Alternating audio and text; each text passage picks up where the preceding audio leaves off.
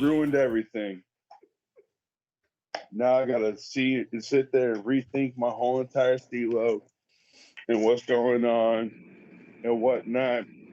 I was eating and grabbing something, and now I see a stray dog. What the fuck is going on? Look, that's because you're a sick man, Hardaway, and the doctor is ready for you. Yeah, because it's Mr. Factor. I don't want to see the doctor. And I don't give a shit. It's I eat Mr. apples. Factor. You just asked Fabian, a.k.a. that Wade Wilson of hip-hop. You know I got my Zalian brother in the house sitting here getting his munchie on because he's always eating on the damn show. This is the questionnaire, like episode... I don't know. We in 30-something, ladies and gentlemen. I don't even give a fuck. I stopped keeping track. That's the point. Yeah? Hardaway, the hell are you drinking? Tomato soup. All right.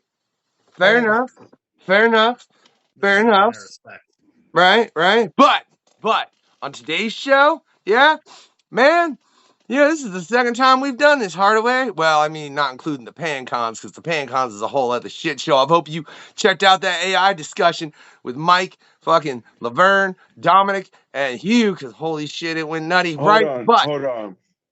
Are you saying this is the second time we've done a 4-screen, or are you saying this is the second time you done fucked up and we had to start over?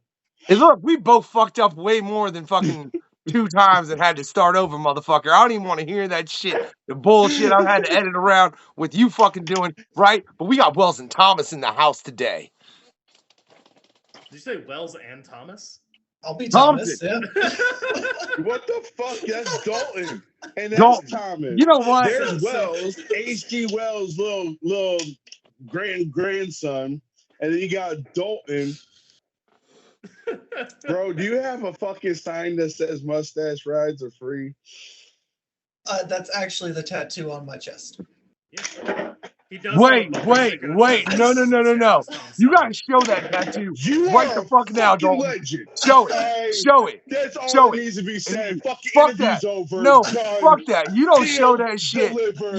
You look like fucking... Oh my God. Look, I don't know if he belongs in Reno 911 or if he belongs in... Oh my fucking God.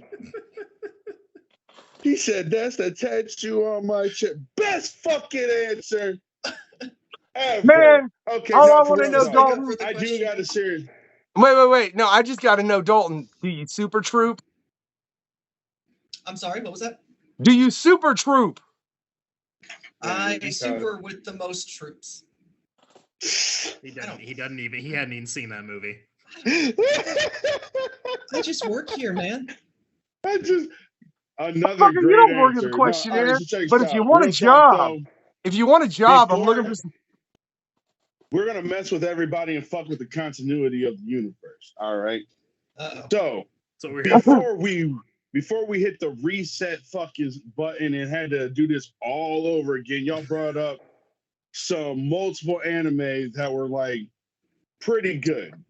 Gurren Lagann, everybody loves Gurren Lagann, don't believe in yourself, believe in the me that believes in you type shit. And then Gundam, I'm curious of which Gundam. But y'all brought up Mecha. Have you ever played, not played, but watched Big O? Yes, that did happen. So, that was right when I started watching Adult Swim when I was, I don't even remember, 10, 11, whatever. Just, too young to be watching it, but staying up and watching it anyway. Watching Toonami, Adult Swim, Would you shut up, Wells, making me feel old as shit? God. No, but that's what started the addiction is of the ridiculous, over the top, shonen anime and mecha anime and those kind of shows that are maybe not quite appropriate for kids, but we let kids watch them anyway. Like that, yeah, absolutely. That's where it started. Big O was part of that. Yeah, Big O, Transformers, Code Geass, and Logon, et cetera, et cetera, et cetera. There was one really bad one where it was an android with a half blue, half red face. I hated that one. I don't remember what it's called, but that was Neon Genesis Evangelion? Casher and Sins? I don't know. No, that wasn't Casher and Sins. Wait. Are you sure that wasn't Neon Genesis Evangelion? It was not. It was definitely not that one. Because look, Well, that anime, that's though how I'm a bad it is. fan, is pretty fucked up. It is. It's fucked up, but it's got merits. And this one just felt bad. This one just was bad the entire way through. And we kept watching it thinking maybe it would get better, and it never did. Oh shit! I actually did that with Excel Saga. Mm-hmm. We've all done it at least once. Mm-hmm. So you can't have still a this many couple seasons. episodes. It can't be this popular and also this bad. It has to get better eventually, and then it just never does. It just holds you hostage the entire time. And that, So, ladies and gentlemen, is the point of our quest. We're just trying to hold a bunch of motherfuckers hostage. Yup. So all of that led into the development of a glove falling on the earth and children finding it and started touching things or punching things. Yeah, please punch and turning them into robots. No, please continue to mangle this. I love it. Where does it go next? No, wait. Can I ask though? What all happened? Yeah, wait. Before you answer that, because I have an addendum to that question. Why specifically must they punch an item with this for its use? Like, why is it not just like anything they touch with this? It has to be they're striking it with force. Because Punching's it's cool. cooler. Yeah, fair enough.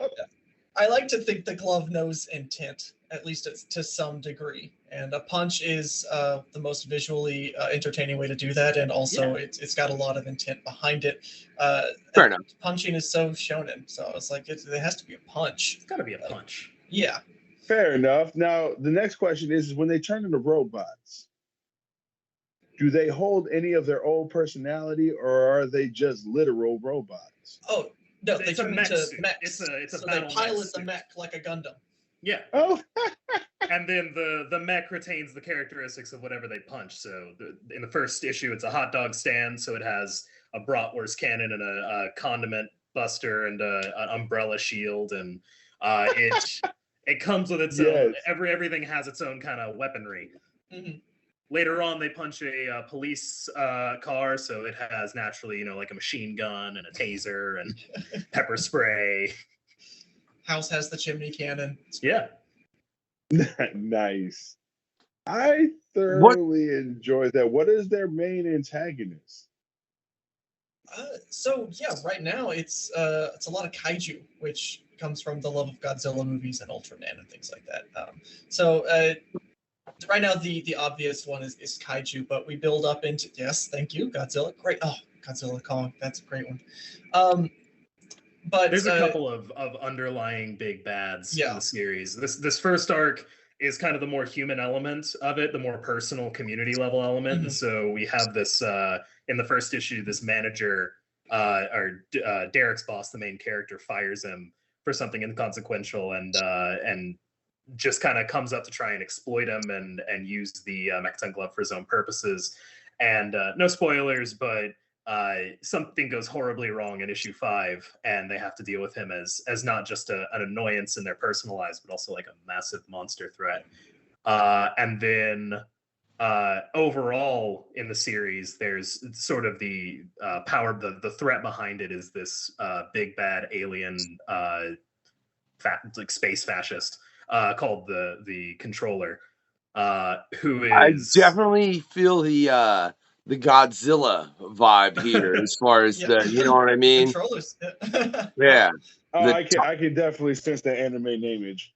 In the manga nameage. Mm-hmm. Now, the next question that I have is, could you let everybody know where they can comp their next issue, their next read of this before we get into the real in the fucking links in the description, motherfucker? What do you mean? They don't need to. Some people can't read; they can hear. They need to hear. Some people can't see, nigga. Like, come on, bro.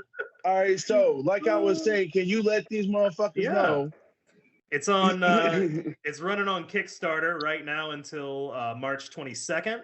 You can grab all 5 of the first issues. We're funding 4 and 5 right now, but the first 3 are up there as well as all of our other books. We have Descent into Dread, the horror anthology, 2 by Visibility anthologies, and Frankenstein the Unconquered, which is a big bad like action horror throwdown series. Nice. Yeah. So look, let me just ask, man, what initially got you guys into comics? Like what made you so regardless you wanted to tell these stories. Mm-hmm. What made you decide to choose the medium of comic books to tell these stories? For me, it was Dalton. Yeah, yeah. I didn't give him much of a choice. I have been obsessed with comics since I was a kid. Like, you know, grow up on the animated cartoons, and then you find out that there's actually like these little pamphlets where I can keep reading about Spider-Man. That's fantastic. So I was 8 and got hooked on Spider-Man comics, and the rest is an addiction. So comics are my life. That's all I've ever wanted to do. That's all I ever do is write and draw comics. So there wasn't really well, for one, you can't make a show about Mechaton without serious money. You can't do games. Like, it's all so expensive. Comics are so punk because you can just get a pencil and a piece of paper and make a comic. So I've always been like, it's comic first, always. And then when Wells and I started working together, I pitched the Mechaton idea as a potential comic, and he was like, great, all right. So Wells has a bit more of a circuitous path to comics than I do, but no, mine's been there from the beginning. It's always been comics. Well, let me ask you, man. I gotta know, because you know you didn't answer a damn questionnaire, Dalton, because you just didn't want to. I feel like you just like, fine, it's too many questions, and he didn't even want to deal with it. And no, I don't want to hear no excuses no more. Wells is sitting here giving excuses. Well, I handed it to him personally, and he said, "You know what? I would fuck the unknown factor." I knew it, man. I knew you. it, right? Fine, whatever, right? So your favorite comic book character growing up, though, Wells, was Batman. I want to know, Dalton. I'm gonna assume Spider-Man. Am I assuming wrong? No, growing up, it was definitely like the basic bitch Batman, Superman. Like, that's what it was. All right, God damn it, then you know I'm about to ask Hardaway, right? I want to know, do you really think Batman is fucking sane? Come on now. Oh my God. Like physically, mentally there. Sane. Like yes. Mentally, he's the most psychotic superhero that exists. He's damaged. Have you met the Punisher? Jesus. I was gonna say the Punisher definitely takes it. The Punisher definitely has mental look, you want to know why there's a difference. Yeah. Also, let's talk about the no. No. We're gonna have this argument right now, right? God. I don't give a shit. I'll tell you why the Punisher is not as crazy as Batman, right? Because if the Punisher was ever to put somebody in jail and then they broke out and killed 10 people, he's gonna put a fucking bullet in their head, and he's gonna make sure they don't harm anyone else. Batman repeats the same cycle again and again and again and again. Gentlemen, what is the definition of insanity?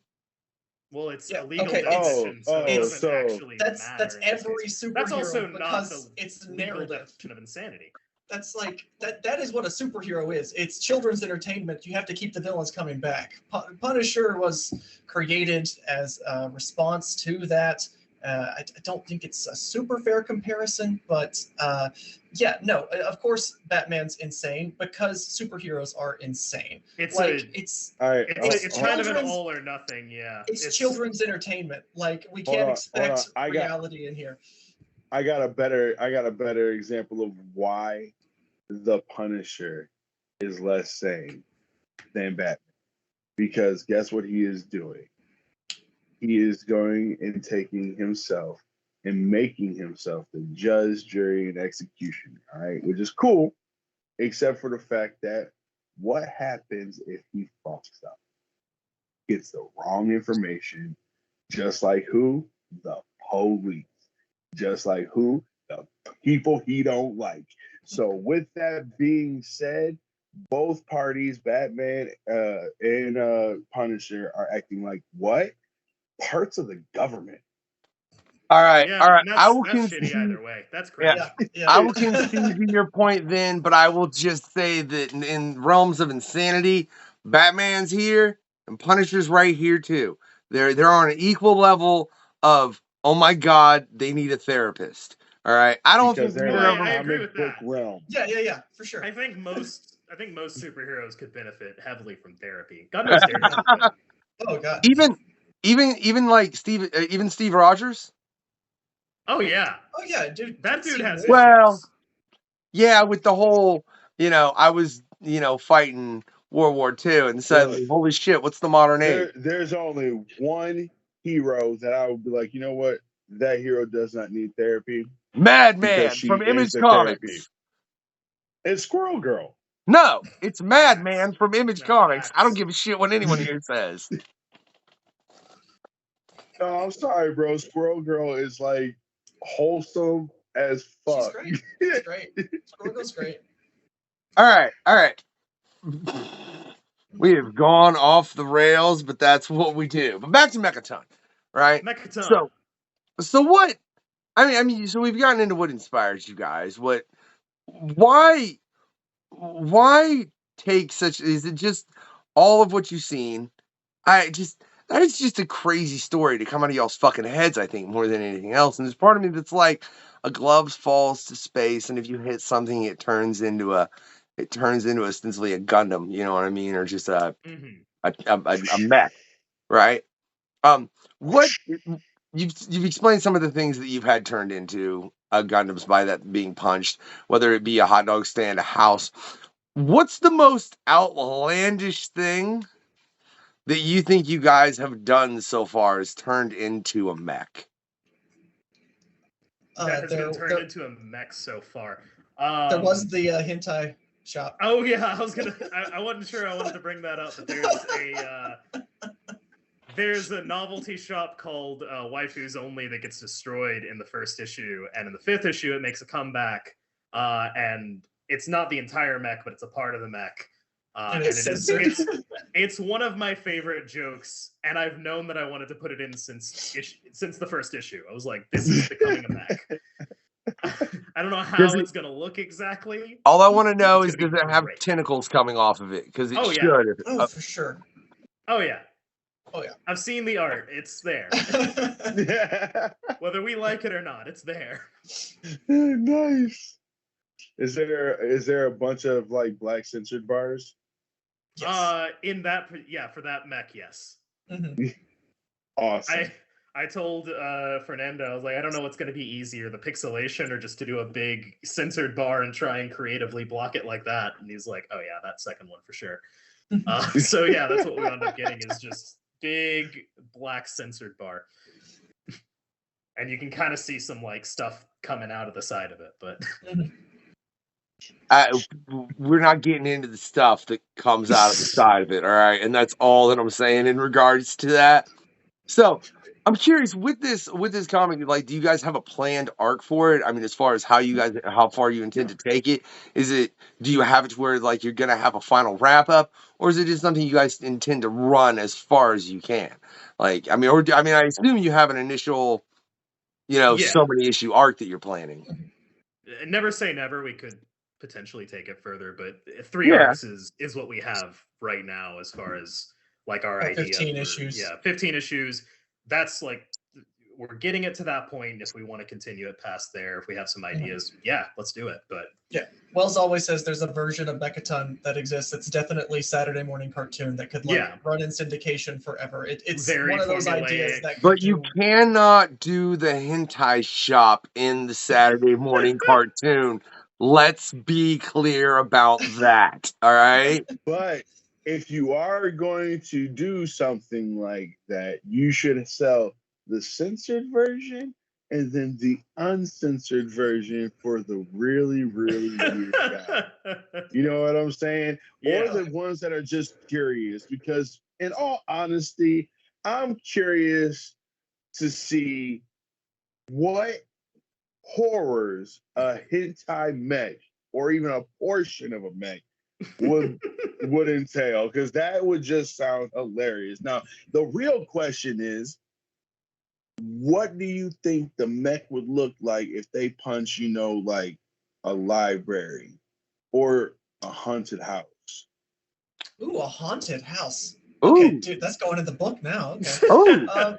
Haunted house that could be A fun to make some haunted stuff mech with. would be great. Haunted mech. Well, at that point we're ripping off what is it? Homesick Pilots. So that's a bit of a problem right there. But yeah. No, man, but that if could you be some make cool it stuff. if you make it a mech, that the mech is actually haunted and like you're shooting ghosts out as weapons, and it has Do an they do actual that? pilot. Homesick Pilots? I didn't see that one. I haven't either. Yeah. Homesick Pilots comic series coming out through Image. Dan Waters is writing it. I can never pronounce the last guy, the artist's name, but really, really talented team. And yeah, it's about a haunted house that turns into a mech. It's pretty dope. I definitely recommend it. But yeah, but is it like a normal haunted house, like a sideshow attraction, normal haunted house, or like a Halloween sideshow attraction? Haunted house, more or less. Yeah. Okay, like it's okay, so it's legitimately haunted. Yes, there are ghosts. Okay, all right. Well, then do a Hell House mech. Hell House. Hell House. Yeah, for Detroit. Do an original, like not like an original, but like pull one from history and be like, what happens if like the murder hotel got turned into a mech? Oh, jeez, that's a side story. I will say, yeah, that's definitely a side story. One of the jokes that I wanted to put in, it didn't wind up making sense to put in, but when he does turn into the house, his sister is in the comm and she's like, "Hey, Derek, can you hear me?" And I wanted him to be like, "Oh my God, is the house haunted? What's going on?" That would be funny. Did they do it? I know I'm digging in, and spoiler alerts if not possible. I hope not. Game store, mech. So we haven't planned too far ahead with it. We want to kind of keep it spontaneous with whatever area All we're right. in and what kind of like. There's a couple of big ones that we know we're gonna do. The very last one we've had planned since the inception. Like, what is, if glove comes down, they can punch stuff, turn into a mech. Okay, what's the logical conclusion of that? And we've had that in our minds. The Statue of Liberty. Go Ghostbusters with it. Oh God, that would be fucking hilarious. Ghostbusters.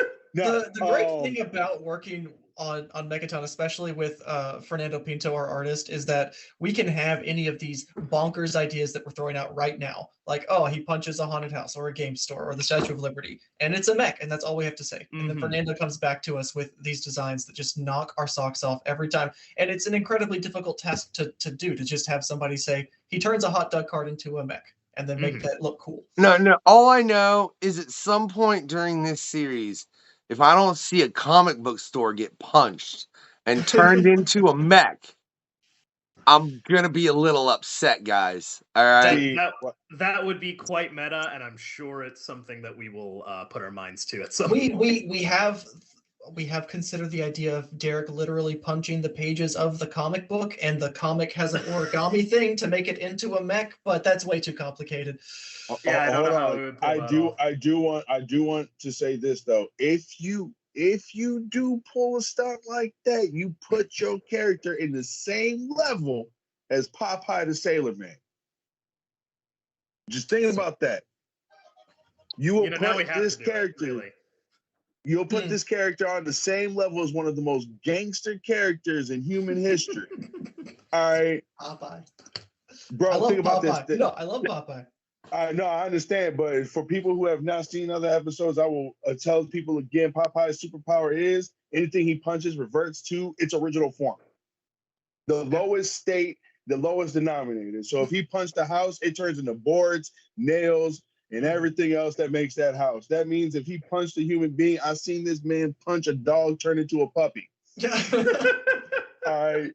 So you're not wrong.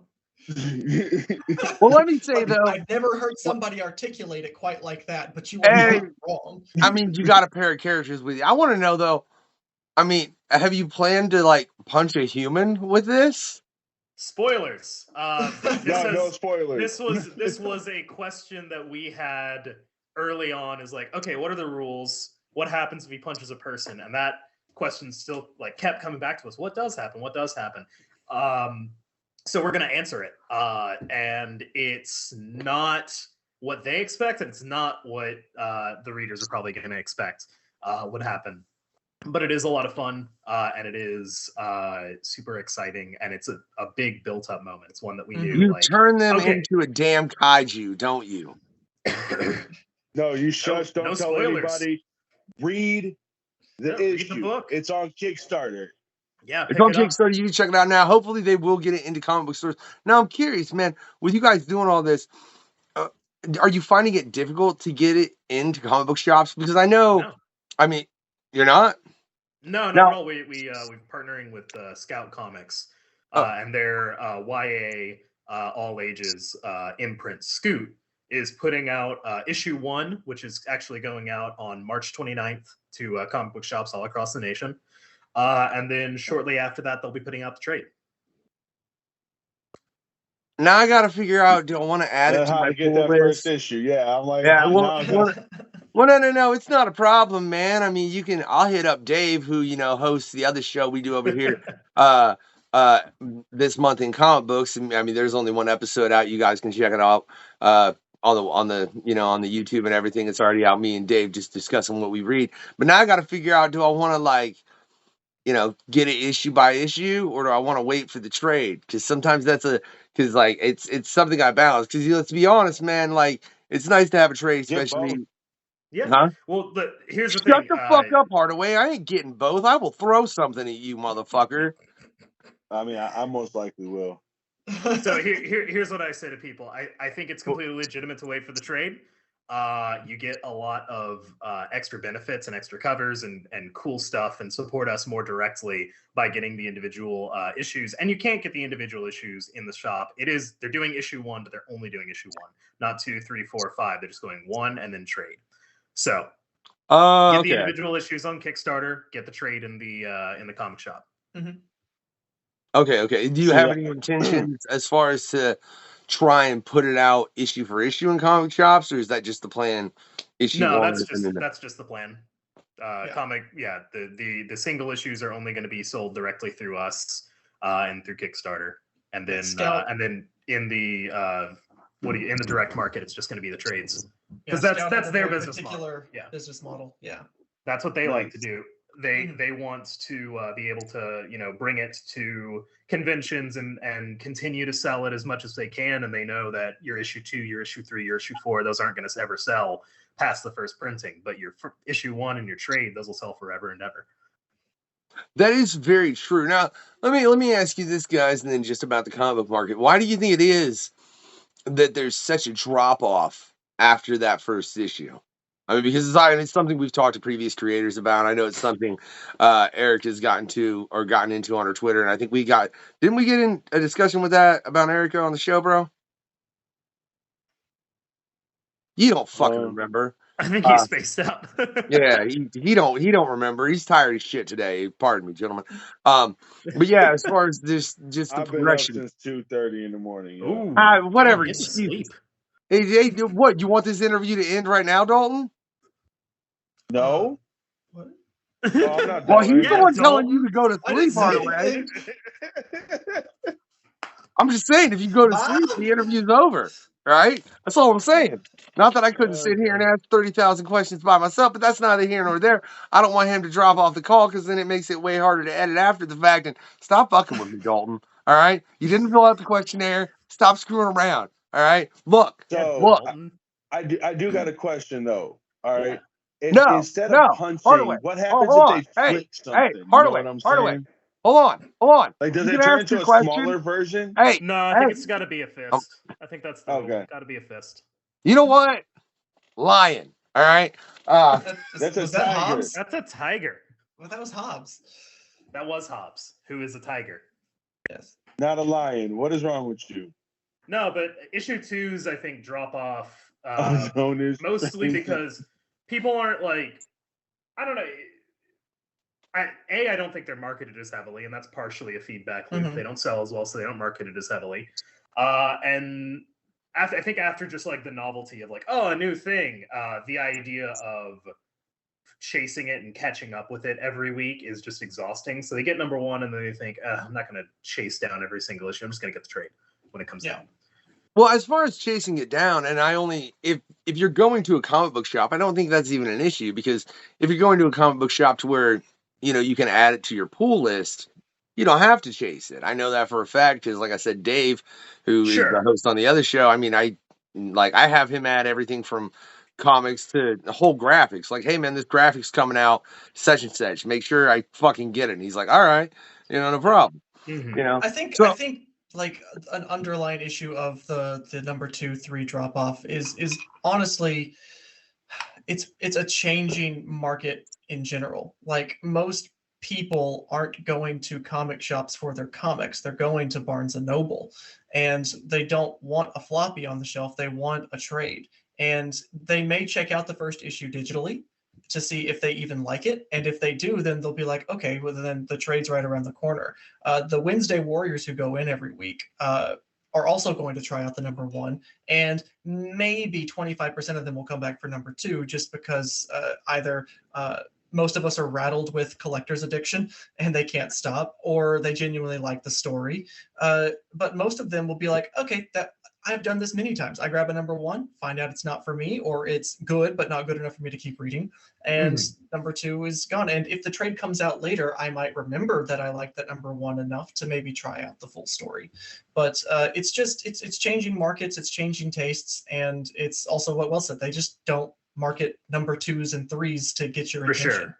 It's also, I think, manga has kind of ruined people on like the floppy format, the 20-page at a time format. Getting your full volume is a lot nicer. Genuinely, it is nicer to have a more of the story present when you're spending your money on it.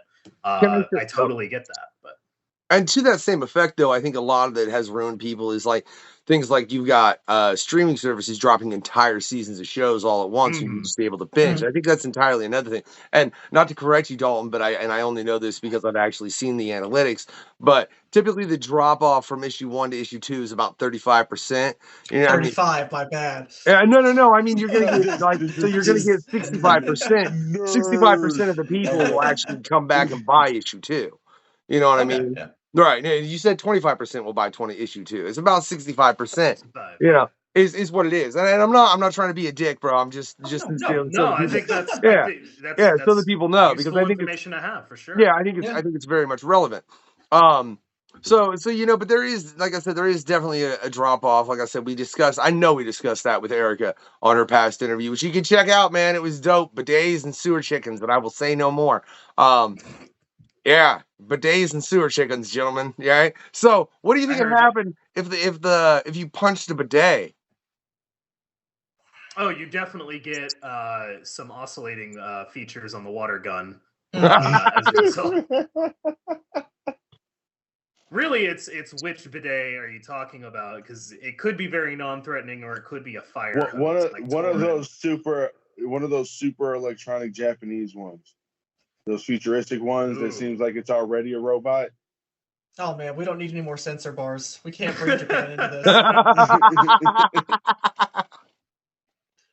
Derek and Leah visit Japan. Oh no.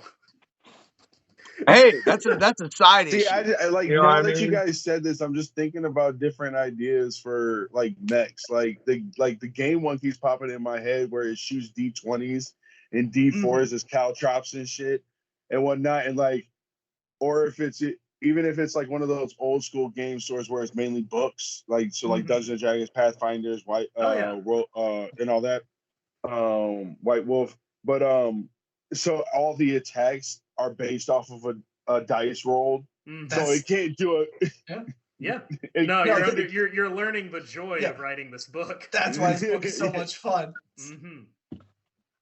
So. How often do you guys just sit and find yourself spitting concepts back and forth of, what do you think we should have a punch? I mean, it generally comes up when we're, whenever we're talking about stories, usually that's like the last thing. It's either the image that we've already had an image for a long time of like, we want this thing to be a mech, or it's like the last thing we come up with. It's just like, okay, here's kind of the thing. Okay, what does he punch? What happens? What... And then that usually, but yeah, a lot of the time that winds up informing what the action scenes kind of are, because we build them around really like what the unique weaponry is in the mech and how the mech looks and how it interacts with the environment. So, yeah, it's a case by case basis for sure. But we've definitely had a couple of sessions where we just sat around like, it'd be dumb. What happens if does a tree become a robot, or is that organic matter and that doesn't count? I don't know. Well, what if look, y'all, please forgive me. I create stuff myself. I create music. I write novels and shit. But what if? What if? Oh God. That's a nefarious giggle, Hardaway. What I know it's a very long what if, because it's like horribly funny, and I'm like thinking about it. You know those trucks that clean out the porta potties? Oh no! Oh Lord! No! I'm gonna stop you right. Have you ever played the game Saints Row 2? So what if y'all had an issue, like not even an issue, just like a panel where it's like the failed attempts, and he has like a flashback. Like someone asked him, like, "Have you ever tried this?" And he was like, "We don't talk about that one. We don't talk. we don't talk about that." Oh man. There is definitely like a one-page like April Fool's Mechaton comic where it's just showing failed mechs. Good, awesome. I want that one too. I feel like in the graphic novel when it draws the trade, I feel like you guys need to have a variable of covers at the very end where it's like failed mechs, and it's just like, I don't know, 5 to 10 pages of here's where they punched something, and oh my God, did it go awry? One of the covers exclusive to this Kickstarter for number 5 is kind of like that. We told Lane Lloyd to just go nuts with it and kind of throw everything in the kitchen sink and see what he could make. And one of them is a kitchen sink. Is a robot made out of a kitchen sink, and he's like really asymmetrical and sort of fucked up. It's great. Nice. Yeah. That had me just like, I'm man. Well, no, I gotta know now real quick. So now I'm just like, this is so cool. Well, so the issue 1 is dropping in March, right? As far as in the local comic store. Yes, let's make it. Let's finger cross for a video game of this awesomeness and whatnot. What if they have an arch nemesis that instead of punches kicks things, and it's organic materials?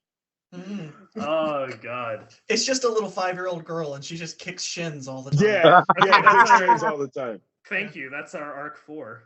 Yeah. Know that now.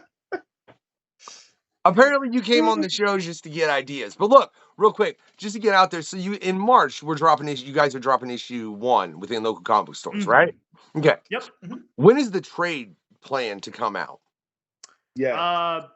We do not have a date for that one yet, but it should be later this year. Yes. You hear that, people? Email them constantly on when the fucking day is going to be. Or Sign up for join our newsletter. Join our newsletter. We have a once-a-month newsletter, Comics, Cats, and Cocktails, where we talk about those things, and we will let you know first when it is available in stores. And again, available and give you all of the updates. And again, that link is in the description. Wait, what? Wait, hold on. Hold on, Hardaway. I gotta let everybody know the links are in the descriptions as far as to get to the newsletter, to get to the Kickstarter, all of that, as well as you can hit up your local comic book shop to have them put that on your pull list as far as issue 1's concerned. But now, what the hell did you just ask, Hardaway? What's y'all's favorite cocktail? Ooh, favorite. For me, it's a last word. All right, so we're gonna put the last word, how to make it, in the link. It's equal parts gin, lime juice, maraschino, Luxardo maraschino, and green chartreuse. It's a Prohibition era cocktail, 1920s, super famous, super pretentious. A lot of cocktails. A lot of cocktails in the cocktail world are sort of riffs on The Last Word, but it is the classic, and it is absolutely delicious. It's herbaceous. It's a little bit sweet. It's highly acidic. I've been a bartender for a while, so let's go ahead and clear that up. Okay. It sounded tasty, in all honesty. I was like, delicious. I don't Dalton? even like juniper berries like that, but y'all made me want. I'm like, yeah, okay. You can do it with mezcal too. So if you want it smoky instead of that herbal, you got it. You got that too. See, I stopped I'm just one of drinking, those gentlemen. Sorry. Yeah, he's a good man. He's a good man. He decided to just say, you know what, I want to only deal with my own mind. Yeah. And I'm like, bro, that's some saint like shit right there, man. Because I can't even deal with my head. I'll be looking in the mirror going, shut the fuck up. Have you been inside my head, Hardaway? You think? No. What? Look, we're not getting into the semantics of that. Dalton, favorite cocktail? To be Beer. honest, I'm not much of a cocktail guy. I'm more of a beer guy. But what kind of beer?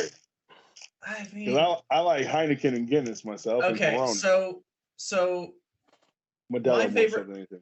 my dad ingrained this in me from a young age that my favorite kind of beer is my beer or Is it your open beer. one? Oh, fair enough. Oh, hey, I'm gonna have to use that sometime.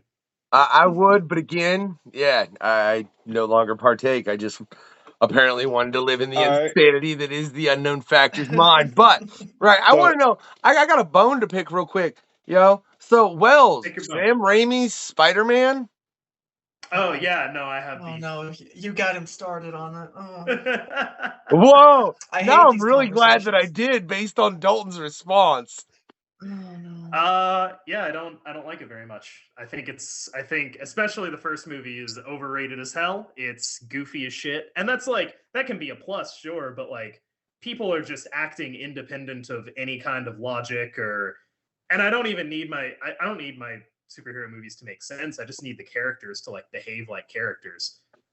And I feel like, especially in the case of like Green Goblin, Willem Dafoe's Green Goblin, he just doesn't the entire time. And it's not Willem Dafoe's performance either. It's Sam Raimi's directing and the script, because his performance in No Way Home is extremely intimidating. And one of my favorite supervillain performances of all time was Willem Dafoe's Green Goblin, not in the first Spider-Man movie. He is legitimately creepy and intense, and I am frightened of him on screen. And he pulls off like the Joker thing better than any modern Joker with any modern Joker in the last 10 years, I'll say. We have not seen that kind of creepy, over the top, laughing villain done well since then, or in quite a while. But yeah, no, Spider-Man 2 is good. It's not the greatest comic book movie of all time. It is simply good. Aunt May is terrible in all of those movies, so is Mary Jane.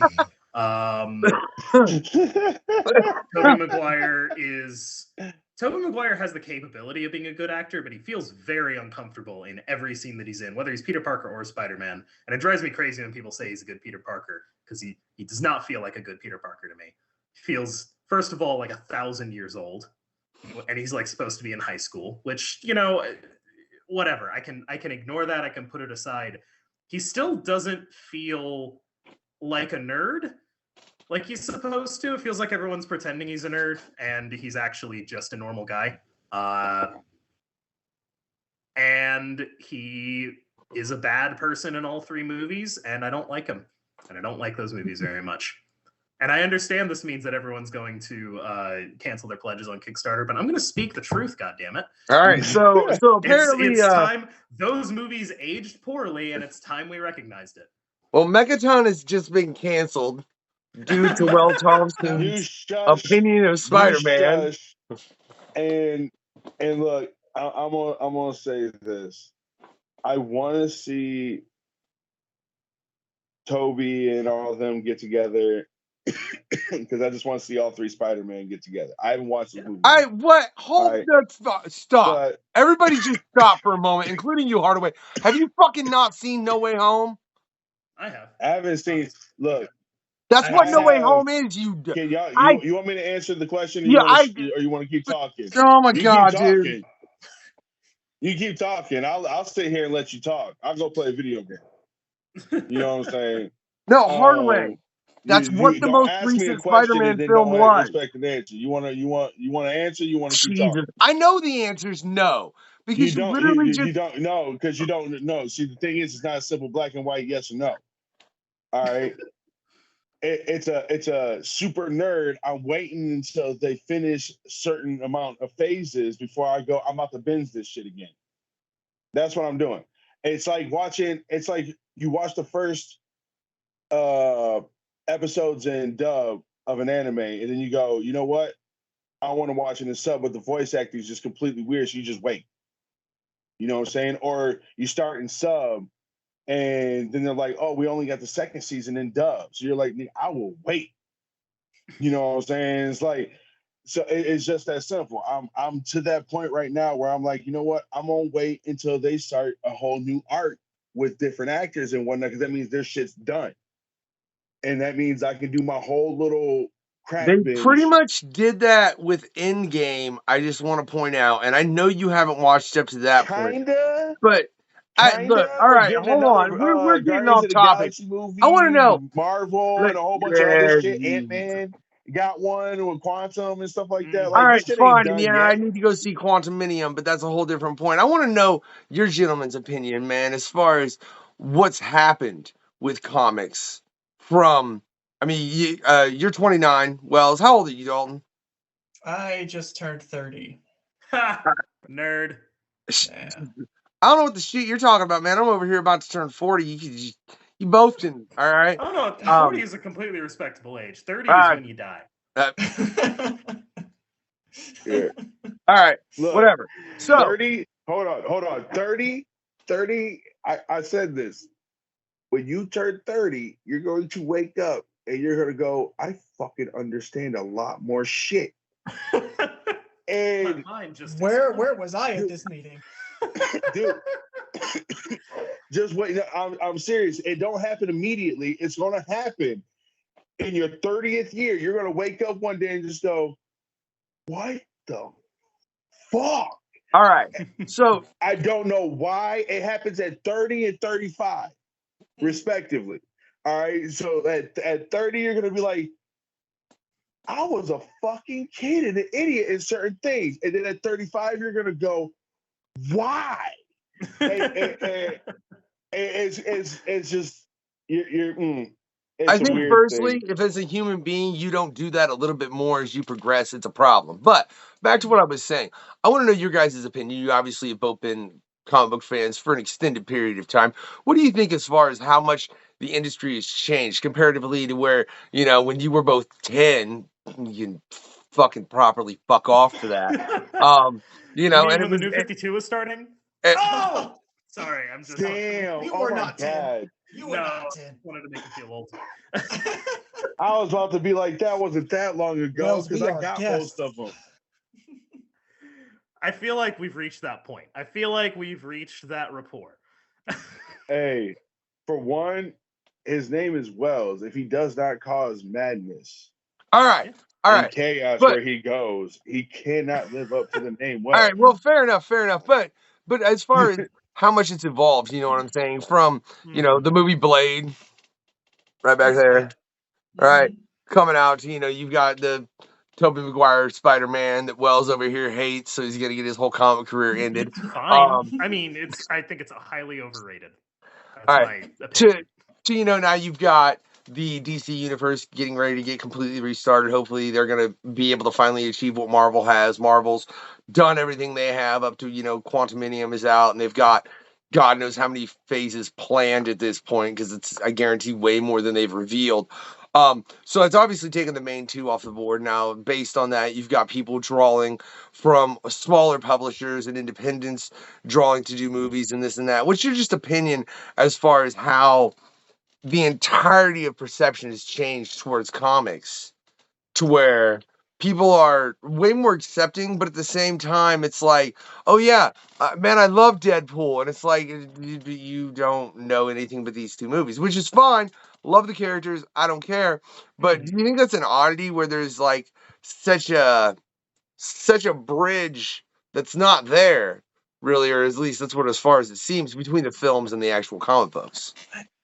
I think if we're talking the comics industry as the centerpiece and all this other stuff on the periphery is film and games, I don't know that comics have undertaken much of a perceptual change from the time I started reading in 2000 to now, in that they are still, for the most part, regarded as infantile entertainment, and the adaptations that get made are infantile entertainment and regarded as such. And the comic sales don't reflect any sort of interest in the films. The films themselves are completely separate entities. They have no interest in, I mean, legitimately, Disney has no interest in Marvel Comics outside of strip mining whatever intellectual property they can from the brand. Well, now I will say though, sorry, I don't mean to interrupt, but they intentionally keep the comic books 10 years ahead of where the MCU, the films, are. So they have mining material though. So they do have interest in that because they want to make sure that they have the writers as far as what they've created. And they have it 20 years, if they can get an AI to crap out a Spider-Man comic every month, they'll do it. Like, it's not, they don't care about the art form, and the general public does not care about superhero comics. What's great is that in the time since I've been reading to now is that the comic book medium has exploded into the public consciousness. The indie scene, the YA scene is full. Kids love reading comics, and I never saw that as a kid. I was the only kid reading comics, and now kids are begging. Like, my mom is a public school librarian. They're begging her for more graphic novels every single year. And that's awesome. To see that kind of shift in the readership to a younger audience means that the mainstream superhero crap doesn't get the limelight anymore, and maybe it shouldn't, because all it's ever done is make this version of comics that people don't feel relatable to. They don't feel attached to. It feels corporate, and we're moving away from corporate idolization. At least I hope we are. Yeah, I think that's sort of the failure of comic books to adapt. Like, clearly there's a hunger for superheroes in a lot of ways. Yeah. I think that, and it's not that comics themselves are a medium that like people don't enjoy, as Dalton said. Like, manga has exploded, graphic novels have exploded, the indie industry in general. There wasn't an indie industry before Image, really, and that I love how you bring up like the publisher with market share. Yeah, I love how you bring up the publisher of the comic I was holding. Yeah. What's up? I said I love how you bring up the publisher of the comic that I was literally holding.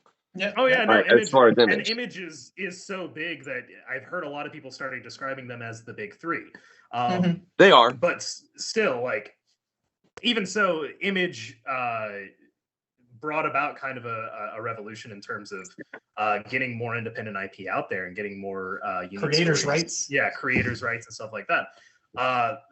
The failure that I see of the mainstream comic industry to manifest, a lot of sales in the wake of these of their properties being adapted, is being held to the old guard, the direct market, and the sort of collector's mentality of that's the only reason people buy these things, so we just have to appeal to them. People, especially newer, people who want to get into comics, they don't feel welcome in a lot of comic shops. There are some that are quite stellar, and I've had the opportunity. I did a tour of comic shops in Chicago, and there were a number of them that I felt really like were welcoming and well curated, and it felt like the staff was there to help you and really wanted you to get into it. But just as many, and probably more, were very cold and very like, you had your wall of Marvel and DC stuff, and there was no guiding light for where you should start and what even any of this is. So I think it's going to take an overhaul of that specialty shop mentality. We can't just keep comics locked away in, one building. We have to put it in front of people again, and sort of communicate that this isn't a genre. This is a medium. This isn't for kids. This is for everyone. Yeah. And that's the only way that we're ever going to see this medium kind of grow as an industry. I fully agree, man. That's why I know Barnes and Noble recently did a thing where there was buy one get one free with Image. You know what I mean? And it is the thing as far as what you just said, Wells. When you're looking into comic books and to get into comic books initially, I think to get into the big two is I think it's a bit more difficult because there's so much history there. I mean, if you pick up, like if you went and picked up the X-Force graphic novel I did, I mean, I picked up it where it's in the middle of the series where they introduced Deadpool and Omega Red. But if someone that didn't read comics tried to pick that up, that was just, I've seen this dude with these tentacles and he looks cool and I like Deadpool from the films, it would probably confuse the absolute shit out of them. You know what I mean? They'd be like, what the fuck is this? Why, what is, because they're on their own island, they become immortal. So yeah, so I get that, man. That's why shout out to Comic Book U, man, my local comic book store. I know Dave always helps me with advice as far as to recommend comics that are good. My favorite way to describe the people who have never heard of Omega Red, how I describe them. I'm like, think of a dude who whips Wolverine, literally. With whips. Like, I'm like, think about it. He's a Russian dominatrix, is what he is. I'm like, if you really want to think about it, I was like, all he does is he shocks the shit out of people with his tentacles and whips Wolverine. Like, he really scares Wolverine. So, it's a good X-Force book, though. That would be interesting. I was just like, that's fun. Well, no, I wonder if Cyber's still alive. Yeah, I just recently picked up that X-Force book. It's one I haven't gotten to read yet because I literally picked it up last time I was at the shop. But yeah, and I only picked it up in all sincerity because I was like, they put Deadpool and Omega Red on the same team, and it's X-Force. It's interesting. Like that. Good book. that just sounds phenomenal. Like, oh yeah, no, they have a good back and forth. I would expect nothing less because, I mean, why would they not hate one another? But I'll tell you on the same thing as far as comics. I don't know. Have either of you read Crossover from Image? No, I have not. No. All right, that's Cates, right? Yeah, Danny Cates. Yeah. Yeah, I can stay away from those. Yeah. Well, it was a fantastic read, man. But I think it at the beginning makes an excellent point because it's like, what's more real, comic books or us? Because with us, we'll live our life, we'll go on, and then most people will just forget us. But look, Superman is part of human history, and he'll probably never, ever, ever go away. You know what I mean? And if he does, I'll be highly surprised as far as from where he is embedded in history now. Yeah, Grant Morrison's been saying for years, like, Superman's more real than you are. Like, nobody's gonna remember you. Everyone's gonna remember Superman. Yeah. What's your guys' opinion of that? I think everything fades eventually. I like that's such a nihilistic way of looking at it. But in all seriousness, there are certain things that have endured. The oldest story I can think of is the Epic of Gilgamesh, which is familiar to some people in the sense that they know the name but haven't read it. And that's great. And that's, it's great that something can endure that long. But that was, thousands of years ago. Literally, I think it was like 3,000 years ago or more that was written, or that was etched into a stone. And there's no telling how many of those stories that were really important to those people have been just lost to time.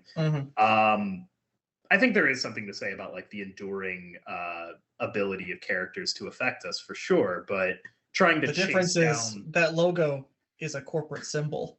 It's a brand. Exactly. No, Superman but I mean, is eternal because he sells underwear. Well, give it 500 to 1,000 years in the fall of capitalism, and we'll see how long that lasts. Is my point. Is like I think that chasing if you're obsessed with chasing like a character that will never die, you're always going to wind up being disappointed. And it's just more important to make stories that affect people in the here and now. And if you do a good job with that, maybe they will survive and affect future generations, and that's great. I mean, that's all Siegel and Schuster were doing when they made Superman in the first place. We're talking about the times they were living in. They wanted somebody to stop like the corporate bullies. And then, of course, Superman got co-opted by the corporate bullies, but they were talking about their times, and Superman has endured ever since because he was so relatable and he was poignant for the time he was created in. So, yeah, I think you're absolutely right, Wells. All right, so I got a question. This is complete.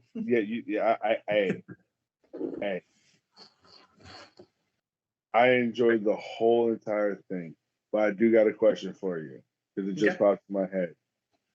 Yes, we can make that a mech. How? I mean, that would be kind of cool turning Mr. Fred Rogers with a blue defensive ring into a mech. Like straight up Mr. Rogers' neighborhood into a mech. Turn the child into a mech. Yeah.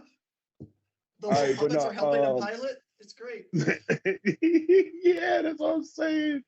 No, all right, look. Real talk though. How powerful do you think Mr. Rogers would be if he had the Blue Lantern ring, the Hope ring? Well, unstoppable. They can't do anything without a Green Lantern by them, though. Okay, so how powerful do you think the Green Lantern would be if Mr. Rogers had a Hope ring? It'd be pretty big. I was just thinking about that. I have ADHD. I'm sorry. By the way, that was so damn random. I feel it. I think you give Fred Rogers the Hope ring, and then Steve Irwin the Green Lantern ring. Good God! They just become the unstoppable duo that saves the universe. See, I was going to say Stan Lee as opposed to Steve Irwin personally, though. No, see, Stan Lee would get the avarice. I love that man, but he would. And the reason is because all the stories must be his and everyone's at the same time, which is insanity. But not Jack Kirby's. No, they belong to me and to you, the reader, but not Jack. Okay. Okay. All right, we're not getting into that. I'm in Kirby's camp, but Stan never said that. I know. Yeah. Don't, man. Well, dude, Wells, you were just trying to get your book. Unless they are Hitler and Mussolini and Stalin. Wells, you're just trying to get your book canceled before it even becomes a trade paperback, aren't you? Yes, that's my goal. So you said you're a bartender, right? I'm a server and a trained bartender, and yes, I've been working in restaurants since I was 12, and I learned a lot about drinks and food. So I did it for 14 years and had to get the fuck out. You've been in it for 17? On and off, yeah. Bruh, I know why he is the way he is. If you do not Google restaurant workers and the things that we say do just to cope with the populace, now I understand where you're getting a lot of these ideas from. Okay. It's rough. No wonder he's a nihilist. No wonder he's a nihilist. All right. Well, I want to know from both of you, I want an answer. So let's say you get Mechaton turned into a film, right? Right? I want to know two things. One, who do you want to direct? Two, who do you want to compose? Well, I think we both have the idea for director. Edgar Wright, yes. Yeah, Edgar Wright is the director directing, for sure. Obvious. Composition, Hans Zimmer, I don't know. No, let's get whoever the guy is that does the Kingdom Hearts games. Oh God. Oh God. When you What's that guy? Away, you can hear me. Man, look, all right. Oh, baby, don't go. Yoko Shimomura. Yep, Hey, that's look. the guy. Yoko Shimomura is All the right, composer for so- Kingdom Hearts. There we go. I guess I'm gonna assume that will be the guy who will compose the theme songs to your life. Yeah, that or Jeff Blim. Yeah, one or the other. All right, hey Hardaway. What? Hardaway, turn away from the screen. Like to where you can't see it, fool. Turn around.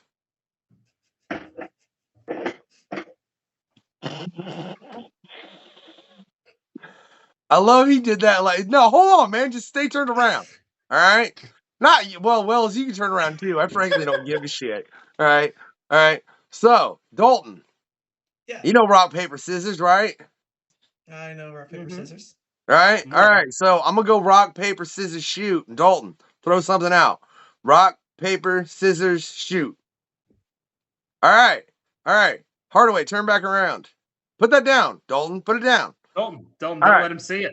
Yeah, all right. So now since Dalton eliminated Wells, so hopefully the comic can continue because of Wells's opinion is definitely going to get it canceled. All right. But Dalton has successfully overtaken him. Hardaway, Dalton, rock, paper, scissors, shoot. Throw that shit. Man. Hey, what's up?